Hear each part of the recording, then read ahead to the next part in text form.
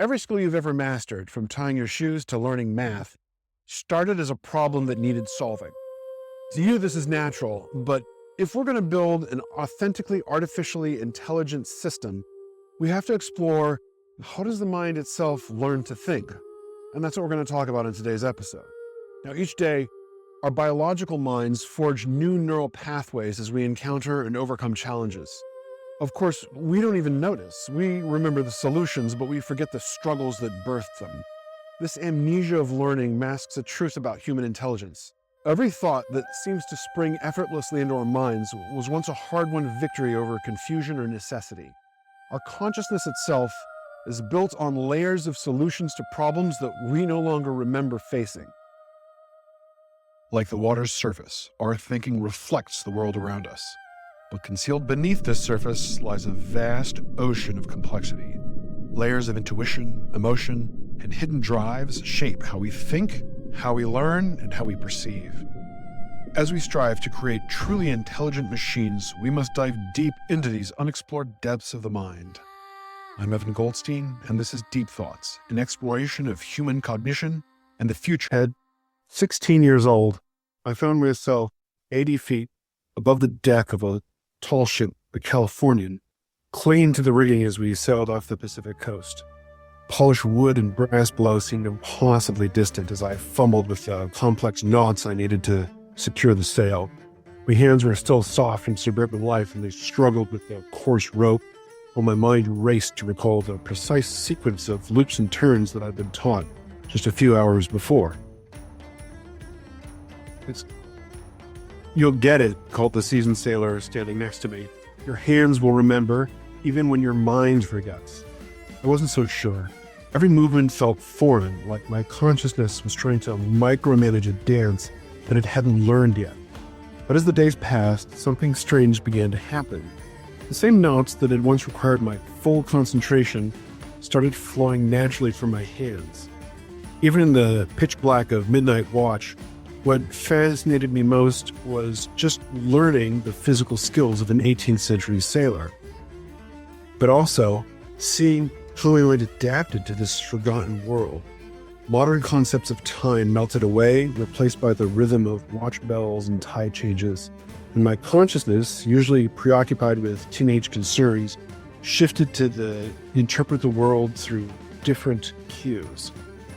The texture of the fog on my skin, subtle changes in wind direction, the way that the ship's timbers creaked before a storm. Reflecting on this experience years later, I'm struck by how consciousness can be pretty puzzling.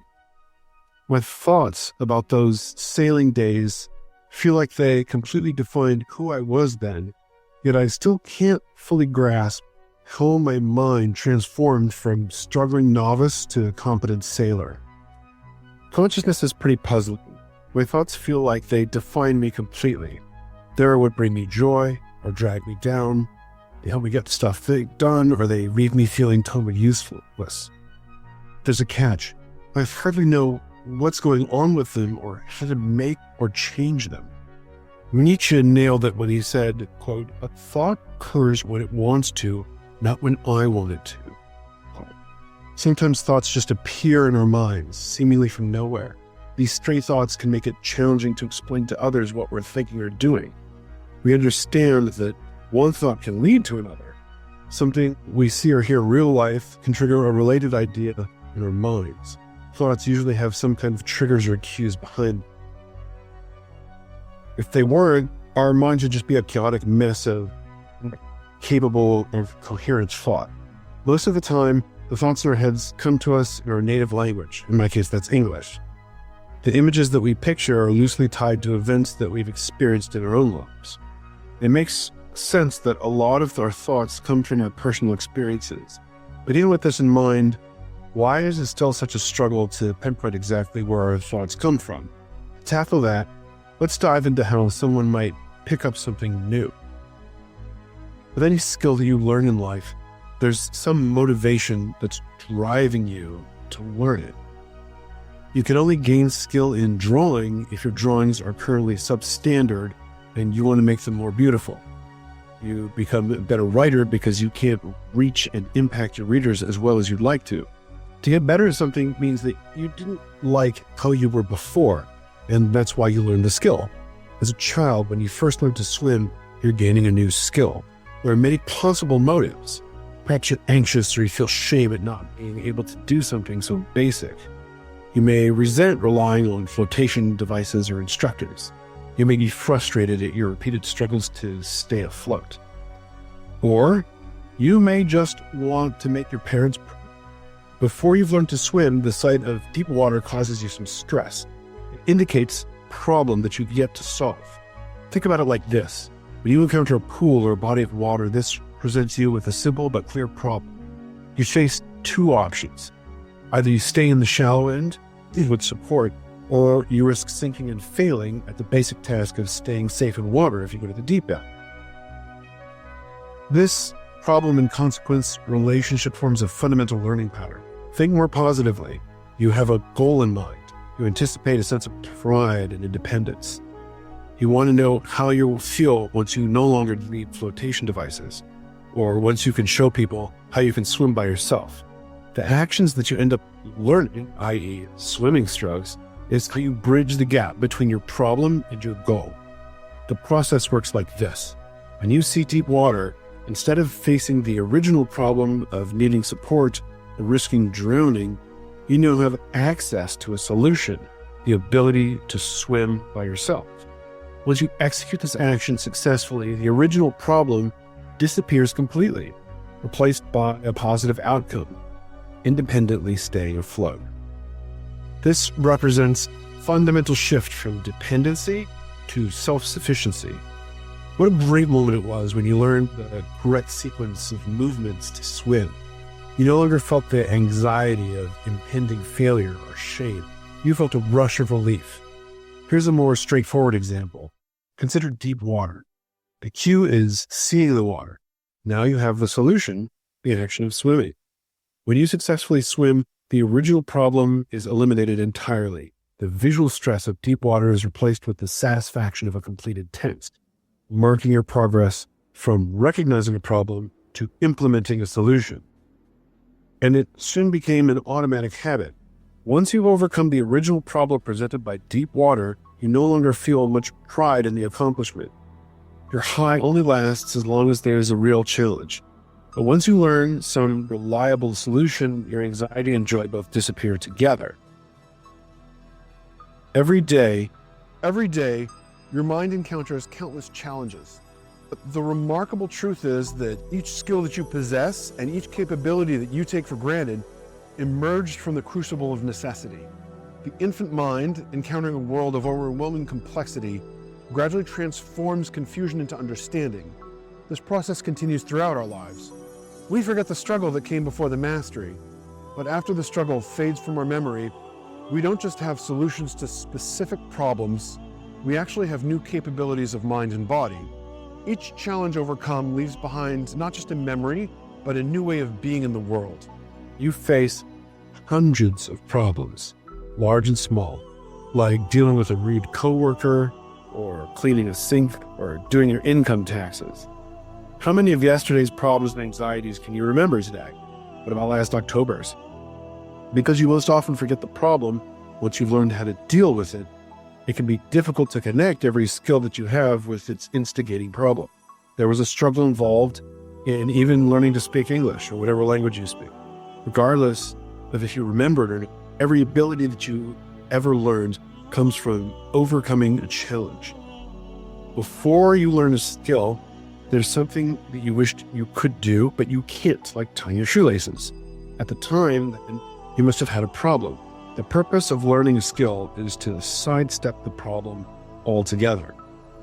Once you are reliably able to do this, the problem will in general no longer be present, and neither will the accompanying joy at solving it. In another episode, I discussed how thoughts are self-generated experiences. This episode, on the other hand, is about why you have certain thoughts in certain times and how they can be useful to you. Just like tying your shoelaces, learning a new thought solves a problem.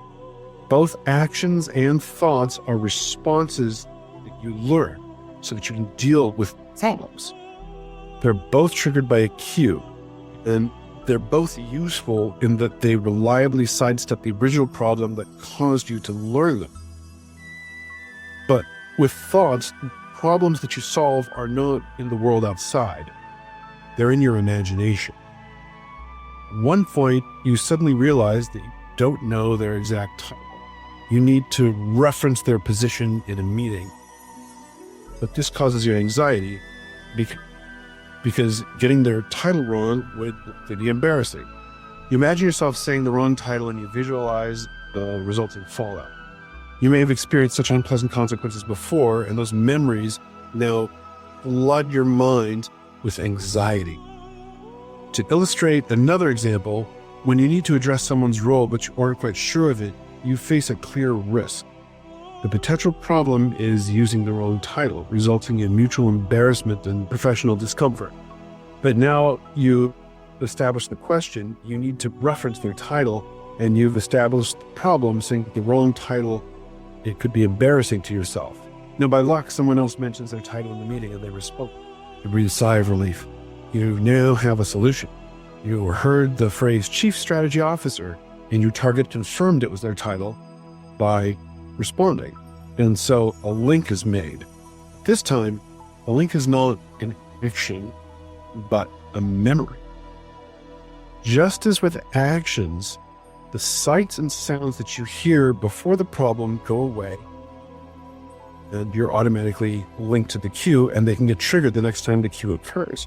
Your brain automatically assumes that whatever it saw or heard the moment before the problem went away was what caused it to go away. You remember that later is a thought. Consider how this plays out.